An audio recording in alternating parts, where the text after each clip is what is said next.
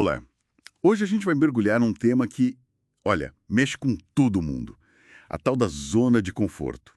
Hum, Sabe aquela metáfora da gaiola de ouro que aparece lá no material do canal Mente Multidimensional? sei.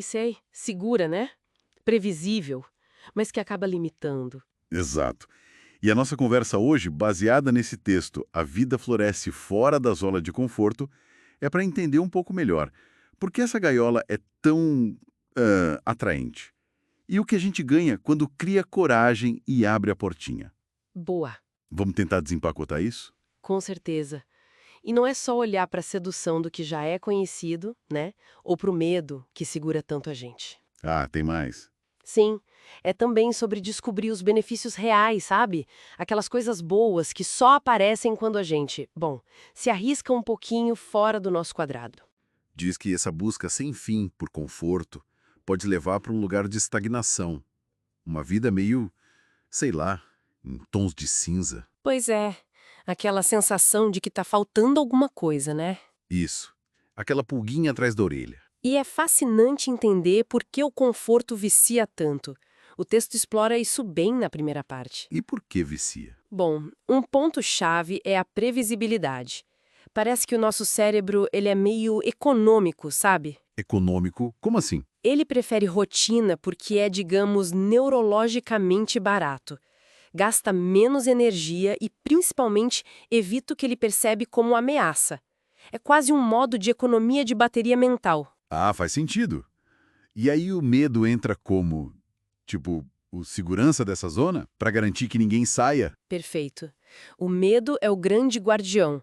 Medo de falhar, medo do julgamento, medo do desconhecido. Ele tá lá. E a gente confunde não sentir medo com estar feliz. Muitas vezes. A gente acha que conforto é igual à felicidade. Mas o ponto do texto é que a felicidade de verdade, aquela mais profunda, muitas vezes vem justamente de superar o medo, de ir além dele. E tem outra coisa importante. A falta de desafio atrofia, igualzinho um músculo que a gente não usa. Ele enfraquece. Exato. A nossa coragem, nossas habilidades precisam de exercício. Se a gente fica só no conforto, essa zona, paradoxalmente, vai encolhendo. Caramba. Mas então o material não fica só no problema, né? Ele mostra que sair dessa gaiola não é só um ato de bravura. É quase um investimento. Isso, o investimento estratégico com retorno bem interessante. E aqui a coisa fica realmente interessante. Quais são esses retornos? O que a gente ganha? Olha, a segunda parte do texto detalha isso. Primeiro, crescimento acelerado. A gente aprende de verdade é fora do sofá, né, na tal zona de aprendizagem. Zona de aprendizagem. É, aquele lugar que é desafiador, mas ainda está ao nosso alcance. Não é impossível. É ali que o cérebro cria novas conexões, que a gente se desenvolve, E isso deixaria a gente mais forte para lidar com os problemas da vida. mais resiliente, precisamente. Desenvolve uma resiliência assim mais robusta. Quando a gente encara uns desconfortos de propósito, mesmo pequenos, a gente está treinando o nosso músculo emocional. Músculo emocional, gostei disso. Pois é, para quando vierem os baques maiores que a vida inevitavelmente traz, a gente está mais preparado para dar conta. E autoconfiança? O texto fala disso também. Fala, e é um ponto crucial. A autoconfiança autêntica, aquela que vem de dentro, ela não aparece do nada. Ela é um subproduto da ação. Como assim? É o resultado de você fazer as coisas, de enfrentar os desafios e provar, antes de mais nada, para si mesmo que você consegue.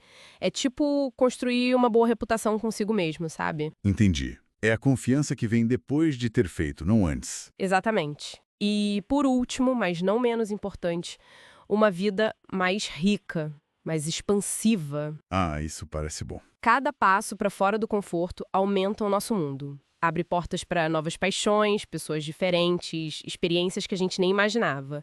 A gente troca a dúvida do e se pela vivência. Tá, ok. O cenário é promissor. Mas e o como?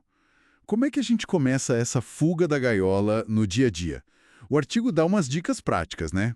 Quase um guia. Sim, a terceira parte é sobre isso. É um guia de fuga gradual, eu diria. A chave é ir aos poucos, com intenção. E como seria isso na prática? Uma tática legal é o desconforto deliberado. São os microdesconfortos, pequenas coisinhas de baixo risco que você coloca na rotina. Tipo o quê? O texto lá do canal Mente Multidimensional dá uns exemplos ótimos. Aguentar uns 30 segundos de água fria no fim do banho. Confesso que essa ainda me pega. Ah, imagino. Ou, sei lá, puxar uma conversa rápida com o caixa do mercado, com o barista. Fazer um caminho diferente para ir para o trabalho. Ouvir uma música ou um podcast de um gênero que você normalmente não ouviria. São coisinhas. Pequenas doses de coragem para ir se acostumando, né? É. Para mostrar para o cérebro que não é tão perigoso assim. Isso. Outra técnica que eu achei bem interessante é a tal regra do 1 a mais. Regra do 1 a mais. É. Quando você está fazendo algo difícil, um exercício, lendo, trabalhando, e bate aquela vontade louca de parar, você se força a fazer só um pouquinho mais. Ah, Uma repetição a mais na academia. Ler só mais uma página. Trabalhar mais 5 minutinhos. Isso reforça quem está no comando. Você, não a vontade de desistir. legal. E a nossa cabeça, como a gente lida com o medo de dar errado, de falhar? Aí entra a mentalidade. O texto sugere trocar a pressão da performance pela curiosidade. Curiosidade. Em vez de pensar, preciso acertar, pensar algo como, tô curiosa para ver o que acontece se eu tentar isso aqui. Sabe? Tira um pouco o peso do resultado. Vira quase um experimento. Faz sentido, diminui a ansiedade. Exato. E, por fim, uma coisa que parece pequena, mas é fundamental. Celebrar o esforço. Comemorar. Sim. Se parabenizar, se reconhecer pelo simples fato de ter tentado, de ter tido a coragem de sair do lugar comum. Independentemente se deu certo ou errado. O importante é o ato de tentar. Para associar a saída da zona de conforto com algo positivo, imagino. Exatamente. Para reprogramar o cérebro para que ele entenda que sair do conforto pode ser bom. Então, para a gente ir amarrando as pontas, a mensagem central parece ser que o conforto é bom, é necessário até, mas como uma parada estratégica, né? Exato. Um pit stop, não o destino final. Perfeito. A vida é com mais cor, mais significado, parece que acontece mesmo, é quando a gente dá uma espiadinha lá fora. Exatamente isso. E essa escolha de sair, de experimentar um pouco mais, ela é diária, não é um evento único. Ela é construída nesses pequenos atos de coragem. A porta da gaiola não está trancada, então. Não tá. A gente que escolhe manter ela fechada ou dar uma abridinha. Isso tudo me deixa pensando numa última coisa. Algo que o material inspira, mas não aborda tão diretamente.